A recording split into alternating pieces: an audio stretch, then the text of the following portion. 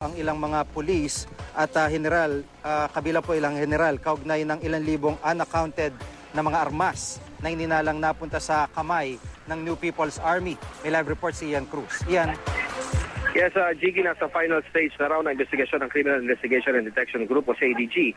Kaugnay nga sa unaccounted na mahigit 1,000 na high-powered firearms kagaya ng alaman ng AK-47 at Armalite rifles. 19 na pulis, kabilang nga Jiggy yung ilang general ng PNP ang isasama sa reklamong paglabag sa Anti-Graft and Corrupt Practices Act at Firearms Law na malapit na nga itong ihain ng CIDG sa Ombudsman. Kabilang nga dito ang mga general na sina Gil Meneses ng Civil Security Group, mga dating Fed Chief na sina Napoleon Estillas at Rod Petrasanta, ang dating Firearms Licensing Chief na si Reggie Catiis at ang retiradong si Tomas Rentoy na dating namuno sa PNP Sosya ang mahawak naman sa mga gwardya.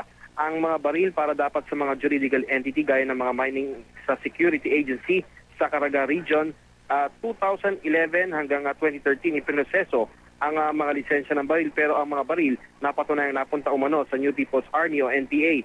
Ang nag-ayos doon ng papeles at nagpasa nito sa NPA ay isang Isidro Lozada na may-ari ng isang security agency.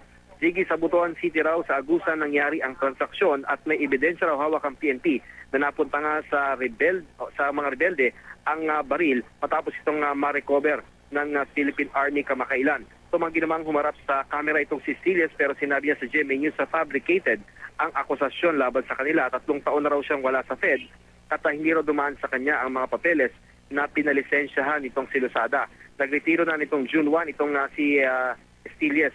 Hindi naman natin makontak Jiggy ang si General Catiis na ngayon nasa PNP Comptroller Office at nung magsadya tayo sa National Headquarters ng PNP kanina lamang ay sinabi nila na naka-leave umano itong si Catiis. Hindi rin natin makontak yung dating numero sa telepono itong si General Rentoy.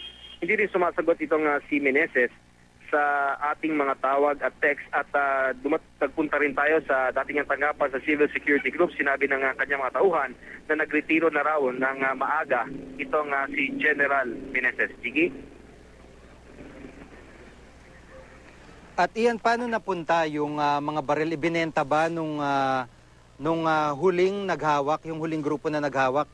O binigay lang nila? Paano napunta sa kamay ng NPA base sa investigasyon?